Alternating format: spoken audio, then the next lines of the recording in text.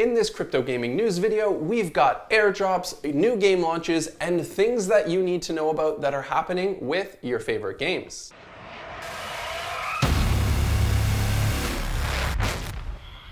What's up gamers, my name's Mike and I'm your host here at Funjible Games. Now in this one, we're gonna start it off with one of our favorites, the Machines Arena. This top-down shooter game is gonna be launching a big airdrop event on July 30th. The 8-week event will offer players a chance to earn points and bag some TMA tokens. And as a player, you're going to be able to participate in activities both in and outside the game. The goal for this one is to rank as high as you can on that leaderboard where they're going to be rewarding the top 6,000 players. Now, you have to participate in at least 20 matches and own one of their VIP memberships. For this, you can play in a team or solo by playing different modes such as PvP, PvE, doing quests, leveling up, and referring friends. And it is important to note in this one, they are tracking the matches before they give out points. So if you quit a game early before it finishes, you'll lose out on points. Now, a way to get bonus points in this one is holding in-game assets, and rarity will play a factor in this one, but you have to make sure you keep those assets in your wallet for the entirety of the competition.